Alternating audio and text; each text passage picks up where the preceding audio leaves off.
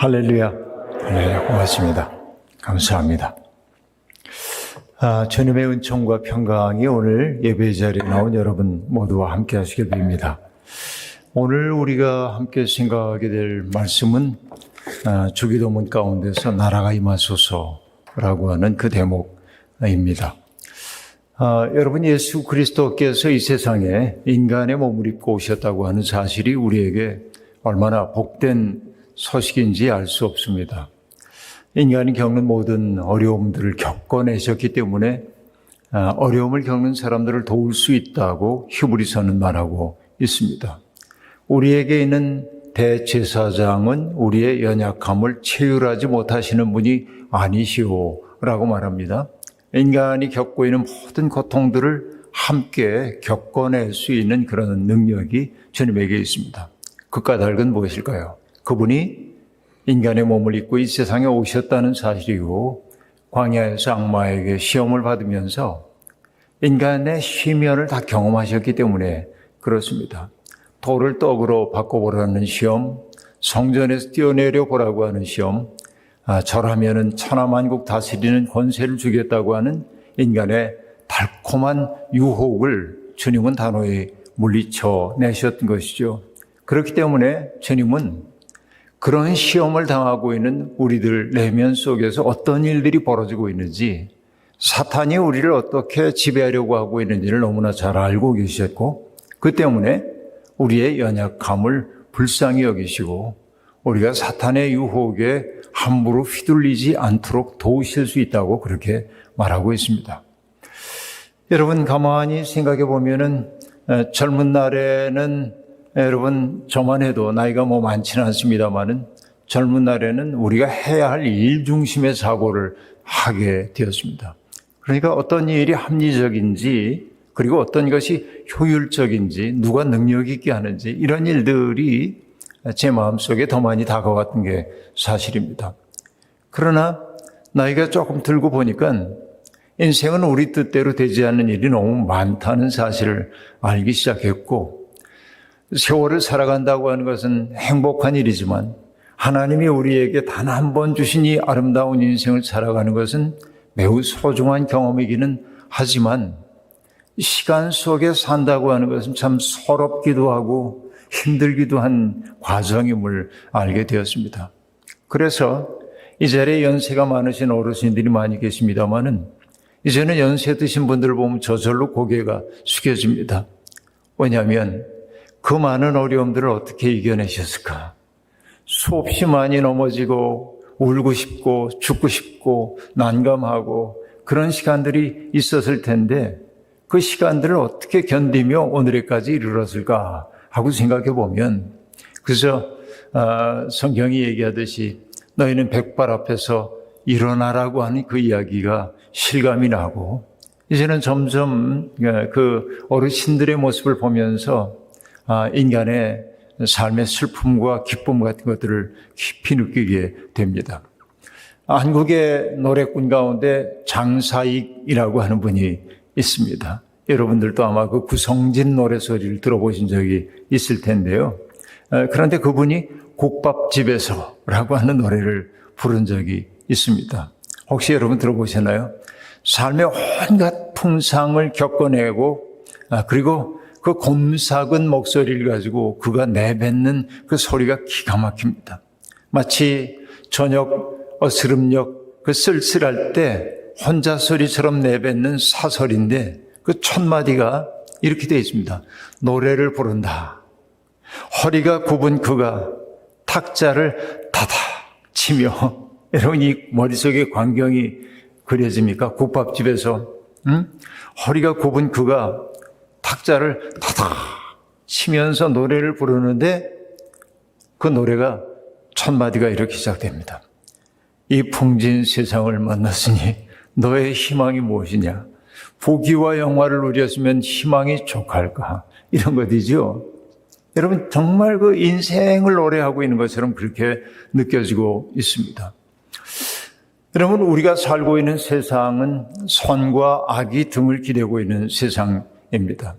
그 때문일까요? 어떤 시대에도 그렇듯이 약자들은 서럽고 힘 있는 사람들은 오늘 이대로였으면 좋겠다 하고 생각합니다.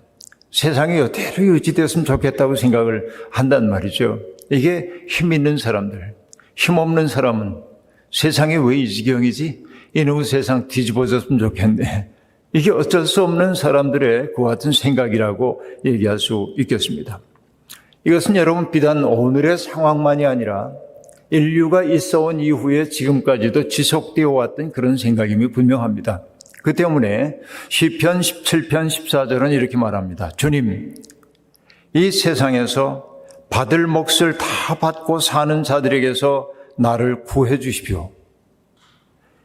기가 막힌 구절입니다. 받을 몫을 다 받고 사는 자들에게서 나를 구해달라고. 그 얘기는 뭐예요? 인간은 내가 바라는 모든 것들이 다 내 뜻대로 성취되기를 바라며 살지만, 그런데 여러분, 내 뜻대로 모든 일들이 이루어지게 될 때 세상이 만만하게 보이고 내가 누리고 있는 것을 누리지 못하는 사람들을 보면은 못나 보이고 그런 것이죠. 실패를 경험해보지 않은 사람들은 자주 실패하는 사람들의 가슴 아픔을 이해하지 못하는 법입니다. 그래서 이 시인이 놀랍게 간구하는 것은 나도 받을 몫을 다 누리고 살게 해 주십시오가 아니라 받을 몫을 다 누리고 사는 자들에게서 나를 구해 주십시오라고 말합니다. 내 마음이 그렇게 오만해지지 않도록 나를 지켜달라고 하는 그런 이야기일 겁니다. 자, 이런 인생은 이렇게 참 어려운 상황 속에 있는데 예수 그리스도께서 기도를 가르쳐 주시면서 하늘에 계신 우리 아버지 이름이 거룩히 여김을 받으시오며 이렇게 하나님에 대한 하나님의 거룩한 이름에 대한 고백을 한 다음에 그리고 첫 번째로 구하고 있는 것이 뭐냐면 나라가 임하소서라고 기도합니다. 나라가 임하소서. 여러분 이것은 오늘 우리보다도 1세기에 팔레스타인에 살고 있던 사람들에게는 아주 절실한 기도였음이 분명합니다. 왜냐하면 잘 알다시피 예수님이 살고 있던 그 시대는 지중해를 내해로 거느리고 있는 로마가 통치하고 있던 세계입니다. 지금의 팔레스타인, 시리아 지역이라든지 이집트 지역, 그리고 터키 지역 할 것 없이 로마가 세력을 확장하고 지배하고 있던 그런 때입니다. 바로 그 시대, 예수님이 살고 있던 그 시대가 팍스 로마나라고 얘기하는 로마의 평화 시대의 한복판입니다. 그러니까 로마는 아주 평화로운 시대를 보내고 있었어요. 왜 그러냐면 여러분 로마는 오랫동안 황제 없이 살던 국가였습니다. 공화정을 지향하고 있었다는 이야기입니다. 그런데 공화정을 지향하고 있던 참에 너무나 강력한 세력을 가지고 있는 사람이 하나 등장해서 거의 황제에 준하는 권력을 누리기 시작했습니다. 그 사람의 이름이 뭐냐면 줄리어스 시저입니다. 줄리어스 시저라고 하는 그 유명한 사람이죠. 그러니까 귀족들이 그 줄리어스 시저가 힘을 너무 키워가는 것을 받아들일 수가 없었기 때문에 공화주의자들이 줄리어스 시저를 시해해버리고 맙니다. 우리는 황제를 모실 수가 없다는 것이었습니다. 그때 여러분 그 유명한 셰익스피어의 줄리어스 시저라는 희곡 때문에 유명해진 구절이 있죠. 이 줄리어스 시저가 정말 신뢰하고 있었던 사람이 있는데 브루투스라고 하는 사람인데 브루투스도 그 모반에 가담해서 줄리어스 시저를 죽이는 일에 가담합니다. 그래서 시저가 그랬다는 거 아니에요? 브루투스 노마저도 그 유명한 이야기. 브루투스 노마저도라고 하는 얘기가 희곡에 셰익스피어의 희곡에 등장하는 이야기입니다. 근데 어쨌든 줄리어스 시저가 그렇게 시해를 당하고 난 다음에 이 로마는 내전 상태 속에 빠져들게 됩니다. 강력한 군대를 거느리고 있는 장군들이 자웅을 겨루기 시작합니다. 라피두스라고 하는 사람은 권력욕이 그렇게 크진 않았습니다. 그런데 정말 권력욕이 컸던 사람이 있었는데 이집트의 클레오파트라의 지원을 받았던 안토니우스라고 하는 분이 권력욕이 아주 크고 전쟁 경험이 많은 사람이었습니다. 그런데 또 한 사람의 군벌이 있었는데 그 사람의 이름은 옥타비아누스였습니다. 이 옥타비아누스는 그 당시에 19살에 불과했습니다. 19살의 젊은이니까 전쟁 경험도 없고 세상 돌아가는 이치를 빠삭하게 할 수도 없었습니다. 누가 보더라도 그 싸움의 승자는 안토니우스일 거라고 생각을 했습니다. 그런데 이 옥타비아누스에게는 하나의 상징 자본이 있었는데 그 자본이 뭐냐? 줄리어스 시저의 양아들이라고 하는 상징 자본이 있었습니다. 줄리어스 시저를 좋아했던 사람들은 이 옥타비아누스를 후원하는 거예요. 옥타비아누스는 자기와 안토니우스가 싸워봐야 이길 수 없다는 사실을 알았기 때문에 뭐 아저씨 그러고 다가가기도 하고 전쟁을 자꾸만 이렇게 미루고 자기 세력을 몸집을 불려가기 시작했습니다. 그러다가 마침내 악티움이라고 하는 그 전쟁에서 해전에서 승리를 거두고 안토니우스는 달아나고 마침내 오랜 세월 동안 로마를 분열시켰던 내전이 끝나버리고 맙니다. 그래서 내전이 끝나고 전쟁이 사라지고 나니까 그는 첫 번째 황제가 되는 거예요. 이 옥타비아누스가. 그래서 원로원은 그에게 정말 전쟁을 끝낸 위대한 자라는 뜻으로 영예로운 호칭을 부여합니다. 그 호칭의 이름이 아우구스투스입니다. 성경에 보면 가이사 아우구스토가 영을 내려 천하에 호족하라 했다 하고 얘기할 때 그 아우구스토가 아우구스투스입니다. 그의 본래 이름은 옥타비아누스란 말이죠. 그런데 여러분 오랫동안 전쟁 상황 속에 있었으니 삶이 얼마나 피폐해졌겠어요.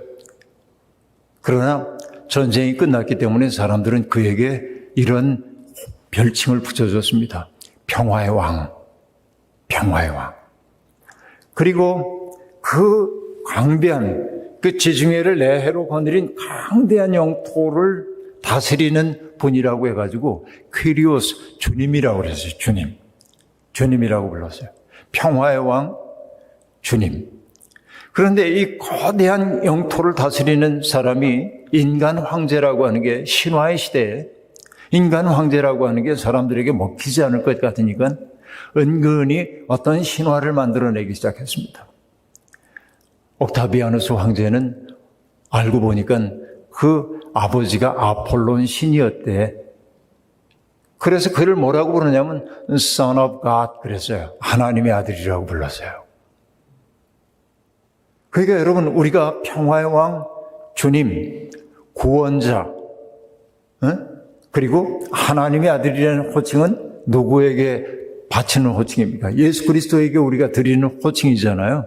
근데 예수님이 그 호칭을 받기 전에 제일 먼저 그 모든 호칭을 받았던 게 아우구스투스 황제란 말이에요. 옥타비아누스, 본래 이름이 옥타비아누스.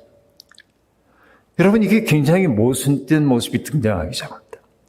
1세기 로마의 시인인 베르질리우스라고 하는 사람이 옥타비아누스를 기리는 그 찬가를 썼는데 옥타비아누스의 그 놀라운 업적들을 쭉 얘기하고 맨 끝에 뭐라고 그랬냐면 그래서 옥타비아누스가 태어난 몇 년, 몇 월, 며칠을 복음의 시작이라 한다 그랬어요.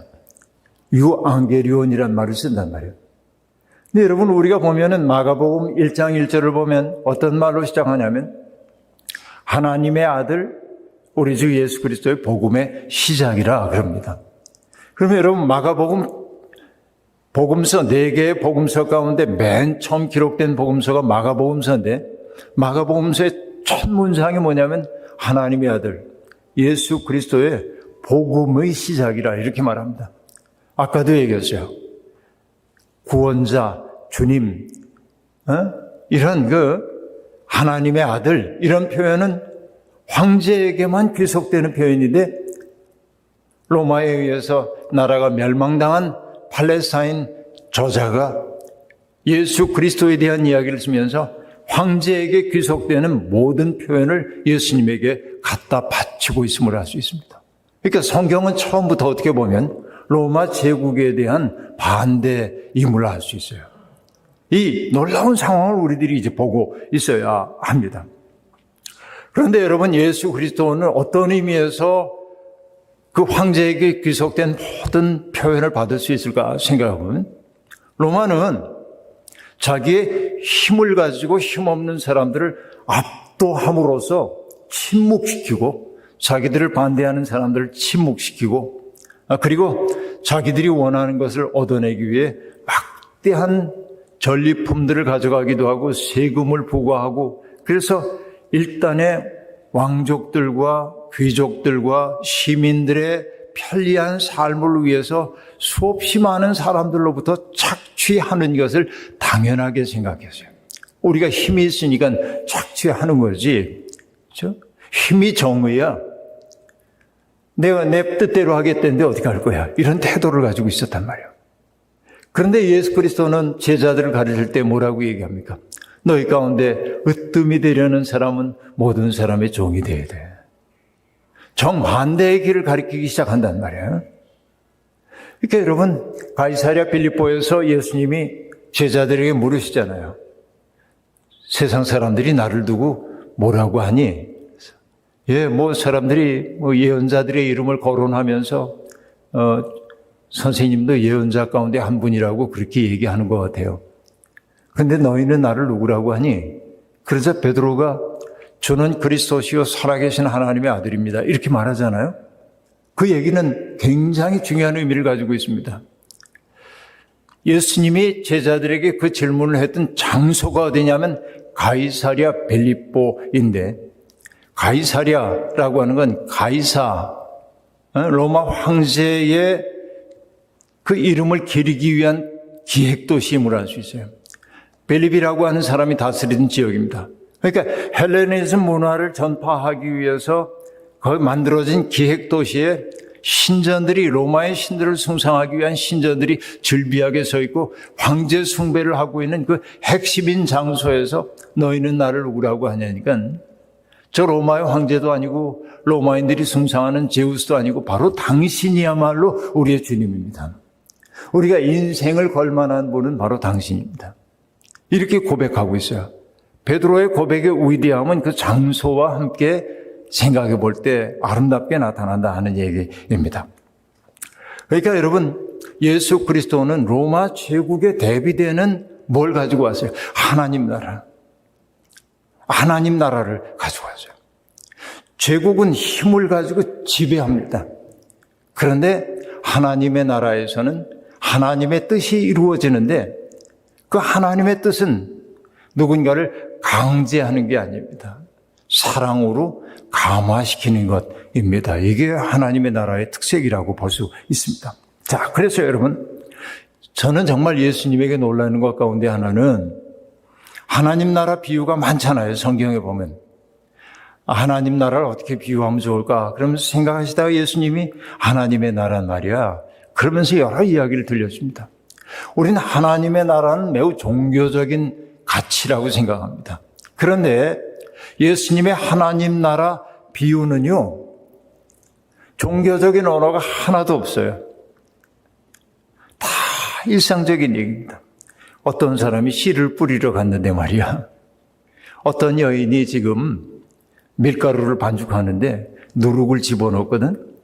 어떤 사람이 밀밭을 가꾸기에 밀씨를 뿌렸는데 어느 날 보니까 가라지가 자라는 거야. 어떤 어부가 가지고 그물을 던졌거든. 그 그물에서 건져 올린 물고기를 고르는 이야기를 하고, 어떤 여자가 드라크마 하나를 잃어버렸는데 그걸 찾느라고 비질을 하고 있었다든지, 여러분 어떻게 보면 거룩과 아무 관계도 없는 것처럼 보이는 그 일들을 가지고 하나님 나라 얘기를 한단 말이에요. 정말 놀라운 일이 아닐 수가 없습니다. 가만히 생각해 보면 하나님 나라라고 하는 것은 우리들이 죽으면, 여러분 우리가 다 죽으면은 이 세상의 삶이 끝나면은 우리는 끝 아니고 우리 하나님께로 갈 것을 믿잖아요.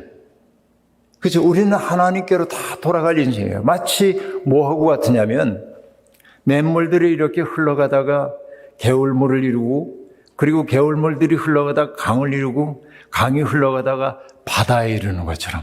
그렇죠? 우리는 그렇게 흘러 더 커지는 거예요. 큰 생명 속으로 돌아가는 거예요. 여러분, 어느 목사님이 이렇게 얘기했습니다. 사람과 사람이 만난다는 신비를 나타내기 위해 그렇게 말합니다. 남한강은 남한강으로 흐르고 북한강은 북한강으로 흐르다가 어디에서 만나냐면 이 남한강과 북한강이 두물머리라고 하는 양수리에서 만나요. 남한강과 북한강이 이렇게 만나는 지점이 양수여서 두물머리예요, 거기가.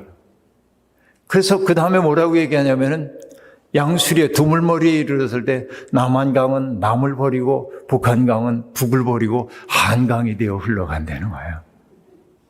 여러분, 이게 어떤 얘기냐면 인생의 신비를 보여주는 거예요. 우리는 점점 커져야 돼요. 예수를 믿는 사람이 된다고 하는 것은 다른 것 아니라 나를 버리고 누군가와 합류함으로 점점 커져야 되는 거예요. 제가 여러분 목회 올해로 42년째 하고 있습니다마는 42년 된 목회자로서의 비애가 있다고 한다면 뭐냐면 예수 믿는 사람들의 마음은 점점 커져야 돼요.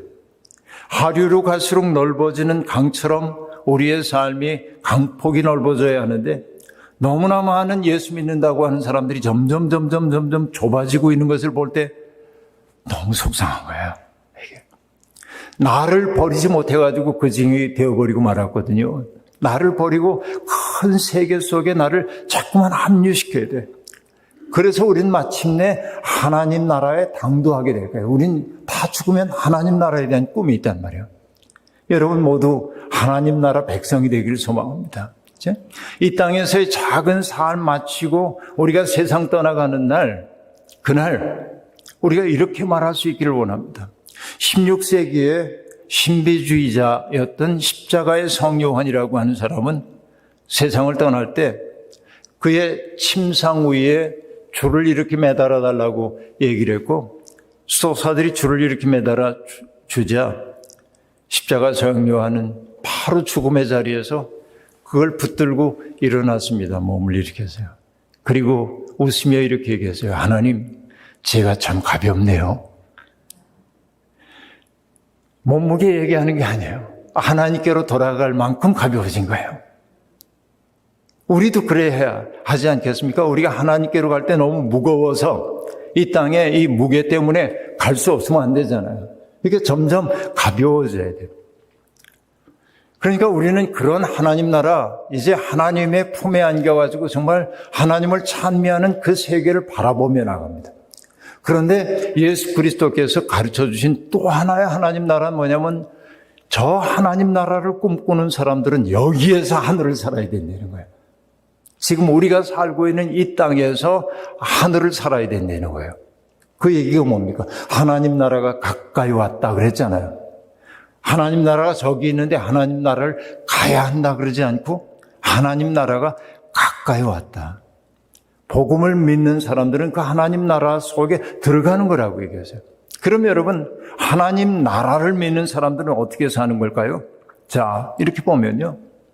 하나님 나라에 속한 사람들은 어떻게 산다고 말합니까?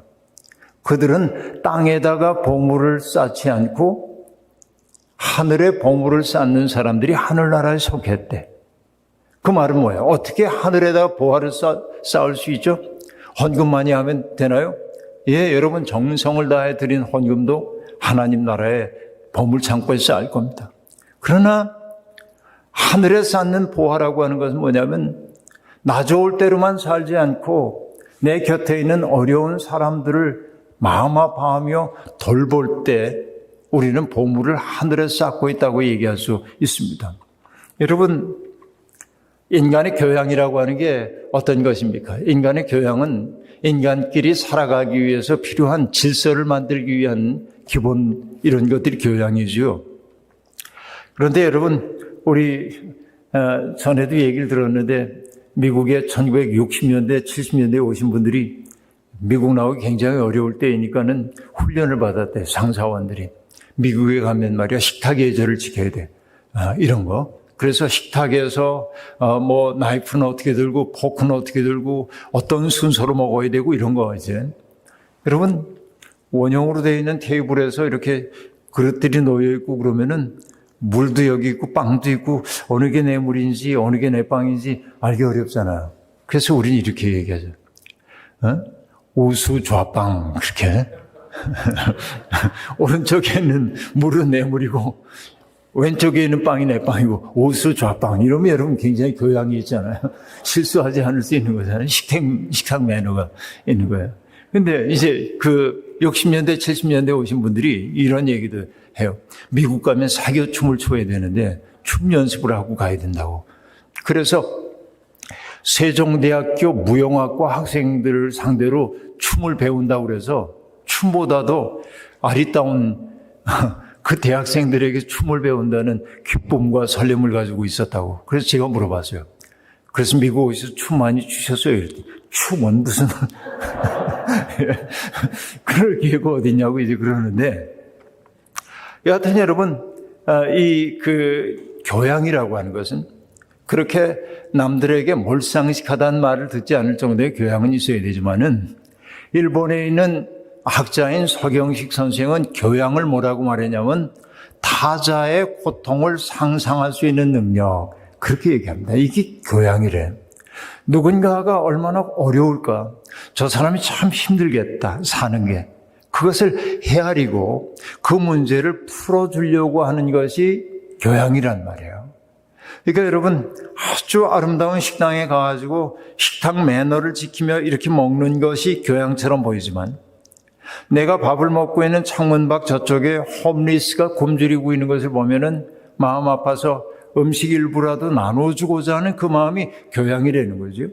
그러니까 보물을 하늘에 쌓아두는 그 마음이 하나님 나라를 이 땅에 살아가는 삶이라는 거예요. 그렇죠? 그런가 하면 여러분, 씨 뿌리는 사람의 비유, 비유 얘기 다 할 수 없습니다만은, 어떤 사람이 씨를 뿌리러 나갔는데 어떤 건 길가에 떨어지고 어떤 건 돌밭에 떨어지고 가시밭에 떨어지고 옥토에 떨어졌는데, 이 얘기 우리가 다 알아요. 해석도 어떻게 하는 줄 알아요. 근데 정말 그 비유의 핵심은 뭐냐면, 우리가 하는 선한 일을 하다 낙심하지 말라는 거예요. 결과가 없다고 그래가지고. 낙심하지 않으면 갈라디아서에도 나오지만은 때가 이르면 거두리라 그런단 말이에요. 그러니까 하나님 나라를 꿈꾸고 있는 사람들은 내가 어떤 사람에게 선의를 보이고 있는데도 응답이 없다고 낙심할 이유가 없다, 그런 얘기입니다. 여러분, 인천에 가면은 서영남이라고 하는 분이 운영하는 민들레 국수집이라고 하는 그 밥집이 있어요. 홈리스들에게 밥을 나눠주는 집이 있습니다. 제가 그분 이야기 다 할 수는 없지만은 가톨릭 수사였던 그는 최고 수들, 그러니까 사형수나 무기징역을 받은 사람들을 돌보기 위해 수사 생활을 그만두고 세속으로 나와서 그들을 돌보기 시작했어요. 그러다가 밥집을 이루기도 했습니다. 그런데 어느 날 10년 동안이나 한 죄수를 찾아가지고 잘 돌봤어요. 근데 이 사람은 무표정이에요. 이미 인간적인 모든 그것을 잃어버린 사람이기 때문에 표정이 없어요. 고맙다는 말도 없어요. 10년 동안이나 다녔는데도 전혀 변화가 없습니다. 근데 어느 날 비가 내리는 날이었는지 가서 만나고 돌아서서 올라오고 하는데 그 형제가 얘기하는 거예요. 비가 오는데 올라가시기 불편해서 어떻게 해요?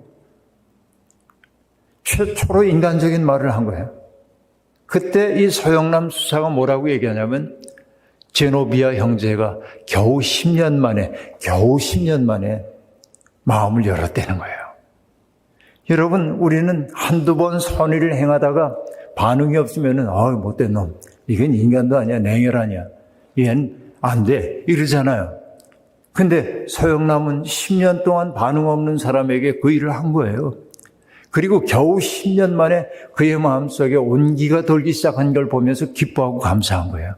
이게 뭡니까? 씨 뿌리는 자의 비유가 알려주고 있는 거예요. 낙심하지 말라는 거예요. 하나님 나라는 하나님의 뜻대로 어떤 선한 일을 하다가 낙심하지 말라는 거예요. 때가 이르면 거둘 거다 하는 얘기입니다. 그리고 여러분, 밀과 가라지의 비유 같은 것도 알잖아요. 밀밭 뿌려놨는데 어느 날 종이 보니까 밀밭에 가라지가 자라는 거예요. 그래서 주인에게 와서 얘기합니다. 이거 어떻게 된 일이죠? 우린 좋은 씨앗을 뿌렸는데 가라지가 났어요. 뽑아버릴까요? 주인이 얘기합니다. 아니야. 가라지 뽑는다고 그러다 밀까지 뽑힐라. 그럼 마지막까지 그냥 두어. 그죠? 우리는 어떤 일들을 바라보면서 내 방식대로 해결해버리고 싶어요. 나는 선이고 저 사람은 악이니까 뽑아내야 된다고 생각해요. 그런데 뽑아내려고 하지 말아라. 그래. 여러분, 우리가 신뢰 서클이라는 걸 하는데 사람들이 서로를 이렇게 깊이 신뢰하기 위해서 신뢰하는 훈련을 하기 위해 신뢰 서클이라는 걸 할 때가 있는데 그 첫 번째가 중요한 게 뭐냐면 이거 어려운 건데 누군가를 바꿔놓으려고 하지 말아라. 저도 젊은 날이에요. 내 마음에 들지 않는 거 있으면 바꿔놓고 싶어요. 야, 잔치 좀 채워. 그런다든지. 야, 학교 다닐 때 여기 호크 좀 채워. 불량 학생들에게 바꿔놓고 싶은 거예요. 근데 여러분, 바꿔놓고 싶어 하는 그 마음이 오히려 마음을 닫게 만들 때가 있습니다. 헤니 나웬이라고 하는 신부님이 있었어요. 그 굉장히 유명한 신학자이고 유수의 대학에서 가르쳤던 분이에요. 근데 이분은 굉장히 멋진 인생을 살았지만 한 가지 컴플렉스가 있어요. 아버지가 자기를 너무 무시해. 아버지에게 사랑을 받지 못한다는 느낌이 있어요. 만나기만 하면 티격태격 불편해요, 아버지하고. 그런데 어느 날 이 헤니 나웬이 캐나다에 있는 데이브레이크라고 하는 곳에서 안식년을 얻어가지고 아버지를 찾아갑니다. 그리고 둘이 여행을 해요. 90이 넘은 아버지와 60대가 된 아들이 함께 여행을 합니다. 그가 일기를 이렇게 쓰는데 이렇게 씁니다. 아버지하고 함께 있으면 늘 긴장되고 불편했다는 거예요. 그런데 그때 여행에서는 불편한 게 없는 거예요. 왜 그럴까 생각합니다. 그러다가 헤니 나웬이 말합니다. 우리 둘 다 늙었대. 둘 다 늙고 나니까 뭐가 없어졌냐면 서로를 고쳐주려는 태도가 사라졌어요. 아버지는 아들을 고쳐주려고 그랬고 아들은 아버지를 고집스러움을 고치려고 해줬던 그것 때문에 늘 티격태격했는데 고쳐주려는 태도가 없으니까 평화로워졌어요. 여러분, 우리도 살다 보면 여러분 자꾸 고쳐주고 싶잖아요. 이런 걸 여러분 전문 용어로 뭐라고 하냐면 꼰대. 그렇죠, 요즘. 그런데 바로 그 얘기예요. 밀과 가라지의 비유가 들려주는 얘기는 뭐냐면 나의 정의에 입각해서 누군가를 고쳐놓으려는 그런 태도를 좀 버리고 인내해줘. 이게 하나님 나라야. 라는 이야기입니다. 그런가 하면 여러분 겨자씨와 누룩의 이야기는 아주 작고 사소해 보여. 여러분 이것은 신학적으로 굉장히 심오한 의미가 있는데 이걸 풀 시간은 없으니까 어쨌든 작은 시작을 부끄러워하지 말라는 말로도 우리들이 받아들일 수 있습니다. 그렇죠? 하나님 나라에게 정말 이 세상에 이런데 희망이 있어요? 엊그저께도 여러분 로드아일랜드에서 목회자들하고 얘기하는데 목회자가 제게 질문을 했습니다. 목사님, 희망이라는 게 있습니까? 제가 얘기했어요. 희망은 본래 없는 거다. 왜냐하면 희망할 때 바랄 희자를 쓰지만은 한자로 옛날에는 그 바랄 희자가 아니라 드물 희자를 썼어요. 희소하다고 얘기할 때 드물 희자를 썼어요. 희망이라는 건 본래 없는 거예요. 없기 때문에 우리는 그걸 지향하고 가는 거지 희망을 잡을 수는 없어요. 희망을 향해 가고 있는 거죠. 미묘한 부분이 있단 말이죠. 근데 그 희망조차 없다고 한다면 내 삶이 주저앉는 거니까 그런 거죠. 그래서 하나님 나라의 꿈을 우리들이 이 땅에서 그렇게 살아내기 시작해야 한다. 그리고 정말 중요한 게 뭡니까? 밭에 감추인 보화에 대한 비유가 있잖아요. 이런 것들이 보여주는 건 뭐죠? 농부가 일터에서 하나님 나라와 만나는 거 아닙니까? 가장 귀한 것과 만나잖아요. 여러분들이 일하고 있는 삶의 현장 속에 바로 하나님 나라와 같은 보화가 있다는 것입니다. 그래서 여러분, 내게 주어져 있는 그 일을 먹고 살기 위해 하는 지긋지긋한 일로 여긴다고 한다면 우리는 언제나 행복을 누릴 수가 없습니다. 그런데 내가 하고 있는 그 일을 통해서 하나님의 마음이 드러난다면 얼마나 좋은지 몰라요. 원주에 장일순 선생님이라는 분이 계셨는데 무의당 장일순 선생님이 계신데 어느 날 선생님을 따르는 사람이 음식점을 차리게 됐습니다. 선생님, 제게 해 주실 말씀 없습니까? 그러자 무의당 선생님이 얘기했습니다. 자네 집에 오는 손님을 하나님처럼 여겨. 그래서 그 얘기였어요. 자네 집에 오는 손님을 하나님처럼 여겨. 그 다음에 결론이 뭐냐면 그러면 돈 많이 벌 거야. 하나님 복 주실 거가 아니고 뭐라고 말했냐면 그러면 자네가 도통할 거예요. 그렇게 말합니다. 이게 중요한 거예요. 여러분, 우리에게 주어져 있는 그 일을 하나님이 내게 맡기신 일로 여기며 살게 될 때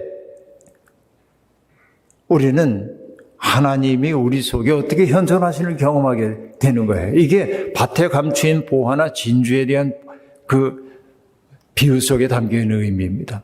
하나님 나라는 또 어떻게 드러납니까? 잃어버린 한 마리의 양을 끝끝내 찾아가는 목자의 이야기 있잖아요. 그렇죠? 우리에 있는 99마리는 그대로 놔두고 산에다 놔두고 잃어버린 한 마리의 양을 찾아가잖아요. 산술적으로 보면 99대 1입니다. 말도 안 되는 것처럼 보입니다. 그러나 그 하나를 돌보는 게 하나님 나라라는 거예요. 그러니까 우리 사회 속에 살고 있는 가장 연약한 지체 하나를 따뜻하게 보듬어 안기 시작할 때 그 사회는 건강해요. 여러분, 우리 사회가 그나마 조금씩 나아지고 있는 것은 뭐냐면 노인들의 복지에 대해서 조금은 더 마음 쓰는 나라로 변화되고 있다는 게 고마운 거예요. 그렇잖아요. 노인들은 아무래도 일을 하는 데 있어서 효율적이지 못합니다. 아무래도 뒤처지죠. 여러분, 몇 년 전에 제가 떼제 공동체에 갔을 때 이 미국에서 온 그 성공의 사제하고 만났는데 저보다 몇 살 위인데 뭐 이런저런 얘기하다가 딸 때문에 미치겠다고 그래서 왜 그러냐고 그랬더니 자기 컴퓨터 익숙하지 못해가지고서는 얘 이것 좀 뭐 좀 해다오 그러면 와서 이렇게 해주는데 다음에 또 문제가 생기면 자기가 해결 못하니까 또 딸에게 도와줘 그러면은 짜증을 내고 그래서 정말 치사해서 뭐 이런 것 해요. 여러분 아무래도 나이 먹으면은 어떤 이 빠르게 돌아가는 세상에 적응 잘 못하잖아요. 그러니까 자꾸 뒤처지는 것처럼 느낀단 말이에요.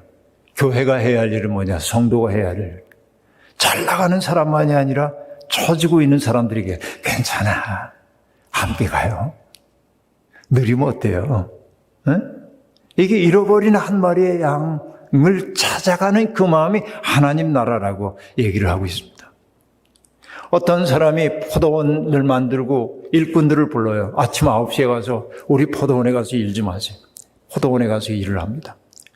또 12시에도 가보니까 일이 필요해요. 우리 포도원에 좀 가서 일 좀 하세요. 그렇게 일을 했는데 오후 5시쯤 돼가지고 또 나가보니까 여전히 놀고 있어요. 자네들은 왜 여기서 이렇게 빈둥거리고 있어? 그래서 우리를 품꾼으로 써주는 사람이 없어요. 뭐냐면 여러분 어쩌면 지체 부자유자일 수도 있습니다. 그 사람들이. 노동력이 없는 사람들일 수도 있습니다. 그러니까 고용이 안 됐겠죠. 그러자 주인이 뭐라고 해요? 우리 밭에 가자고.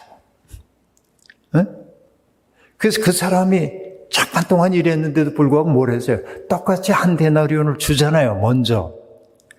이게 하나님의 마음이라는 거잖아요. 하나님 나라는 그런 거라는 거잖아요.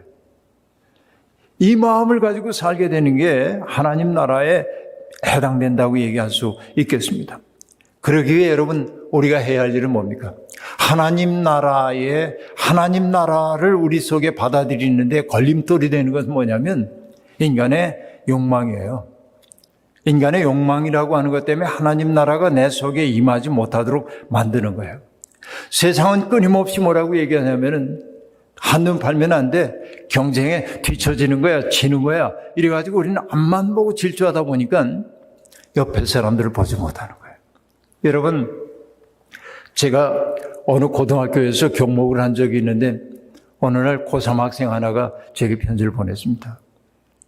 3년만 참으라고 3년만 앞만 보고 달리라고 학교도 교회도 집에서도 그렇게 얘기해서 앞만 보고 달렸습니다. 어느 순간 문득 외로운 생각이 들어 주변을 둘러보니 내 곁에는 아무도 없습니다. 이게 고3 학생의 쓸쓸한 표현입니다. 즉 그렇게 얘기를 했어요. 그러니까 우리는 앞만 보고 질주하다 보니까 아무도 내 옆에 없는 이런 쓸쓸함 속에 당도하게 됐던 것이죠. 우리가 생각해 봐야 돼. 정말 행복한 삶이라는 게 남들과의 경쟁에서 이기는 것만이 행복한 삶일까? 아니요. 가끔은 한눈도 팔고 가끔은 다른 이들과 더불어서 느긋한 평화를 누릴 수 있어야 하지 않겠어요? 자본주의 세상은 우리를 끊임없이 몰아갑니다. 욕망의 세계 속에 몰아넣어요. 어떤 분이 이렇게 얘기했어요. 돈이 주인 노릇하는 세상의 가장 강력한 저항은 뭔지 아십니까?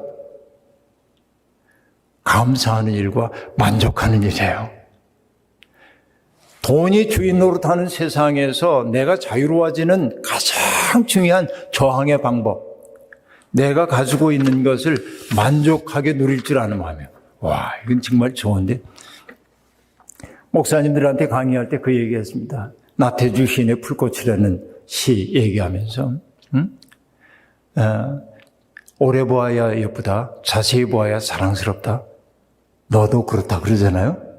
근데 오래 보고 자세히 봐야 예쁘기도 하고 사랑스럽기도 한데 시간을 다 도둑질당한 우리는 뭔가를 봐도 오랫동안 바라보지 못하고 자세히 보지도 못하고, 그래서 미학적으로 아주 그 천박한 아름다움을 향유하지 못하는 사람이 되세요.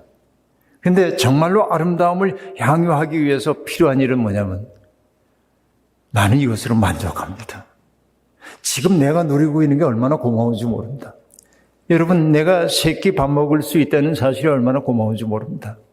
가끔은 내 친구와 카페에서 차 한잔 마실 정도의 경제력이 내게 있다는 게 얼마나 고마운지 모릅니다. 교우들과 만나 찬양할 수 있다는 사실이 얼마나 행복한지 모릅니다. 여러분, 돈이 주인 노릇하는 세상에서 사람들은 다 얼굴을 찌푸리고 살고 있지만은 여러분, 꼭 돈만이 우리에게 행복을 주는 건 아니거든요. 그런 세상에 저항할 수 있는 가장 강력한 무기, 만족. 나는 만족합니다. 난 이거면 됐어요. 이거면 충분해요. 기뻐요. 감사합니다.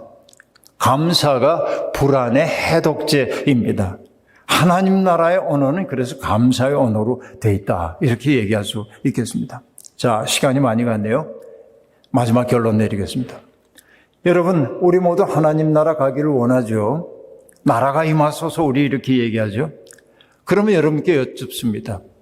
하나님 나라를 믿는다고 하는 말의 의미는 뭐냐면 하나님 나라에 없을 것은 내 삶에서 없애야 하고 하나님 나라에 있다고 생각하는 것은 내 삶 속에서 풍요롭게 만들어야 합니다. 이게 하나님 나라를 꿈꾸는 사람들의 삶이어야 합니다. 그러면 여러분, 하나님 나라에 없을 것은 어떤 것일까요? 여러분 머릿속에 떠오르는 거 제가 알아요. 슬픔도 눈물도 이런 거. 요한계시록의 언어, 그죠? 슬픔도 없고 눈물도 없고 이런 세상 얘기하잖아요. 전 조금 구체적으로 얘기를 해봅니다. 하나님 나라에 음식물 쓰레기가 잔뜩 있을까요? 없을까요? 이런 질문을 받아본 적이 없죠. 하나님 나라에 음식물 쓰레기가 막 푹푹 쌓여 썩어갈까요? 안 썩어갈까요? 안 그렇다고 한다면 음식물 쓰레기를 적게 만드는 삶의 방식을 택하기 시작해야 합니다. 하나님 나라에 공해가 있을까요? 없을까요? 공해가 없다고 한다면 공해를 덜 만드는 방식의 삶을 살기 시작해야 합니다. 하나님 나라에서 누군가를 미워하고 혐오하는 일이 있을까요? 없을까요? 그렇지 않다고 한다면 내 삶의 주변에서 누군가를 미워하고 혐오하고 따돌리는 일이 없도록 살기 시작해야 합니다. 하늘에 이르는 길은 땅의 길에서 분리될 수가 없습니다. 땅에서 하늘을 살아내는 사람이라야 하나님 나라에도 당도할 수 있음을 잊지 말기를 바랍니다. 하나님 나라에 우리는 당도할 꿈을 꾸고 있고 하나님 나라가 우리를 잡아당기고 있기에 우리는 그리로 가고 있지만 그 길을 잃어버리지 않기 위해서는 여기에서 하늘을 살아야 하고 예수 그리스도는 여기에서 하늘을 사는 것을 가리켜 나누는 삶, 낙심하지 않는 삶, 하나님의 눈으로 이웃들을 바라보는 삶, 작은 시작을 부끄러워하지 않는 삶, 내게 주어져 있는 일상을 정성스럽게 살아내는 삶, 가장 작은 이들을 배려하는 삶, 그렇죠? 바로 그것.